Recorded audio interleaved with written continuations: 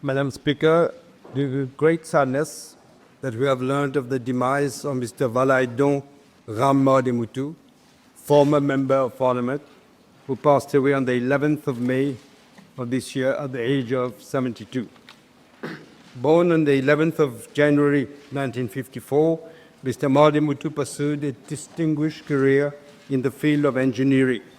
He worked as a production engineer and textile consultant. He also served as Chief Executive Officer in several companies in Mauritius and across the region.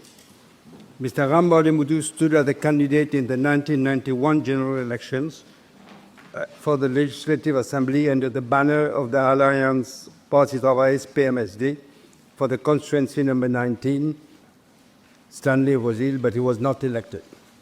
He stood as a candidate in the 1995 National Assembly by-election under the banner of the PMSD for the same constituency, Stanley and was ill, but he was not returned. In 2005, Mr. Mardemootoo stood as a candidate for the National Assembly elections under the banner of the Alliance Sociale for constituency number 13, Rivet des Anguilles and Souillac. He was returned as second member.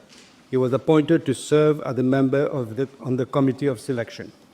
Beyond his professional and political career, Mr. Ram Mardemootoo was also well known for his dedication to social work and community activities.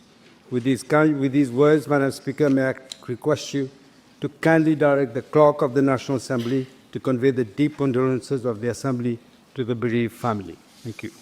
Yes, Honourable Leader of the Opposition. Thank you, Madam Speaker. Madam Speaker, on behalf of the Opposition, I fully associate myself to the tribute paid by Dr. the Honourable Prime Minister to late Mr. Mardemootoo Valaidon. Madam Speaker, may I kindly request you to direct the clerk of the National Assembly to convey our deep condolences to the bereaved family. Thank you, Madam Speaker. Thank you, Honourable Members.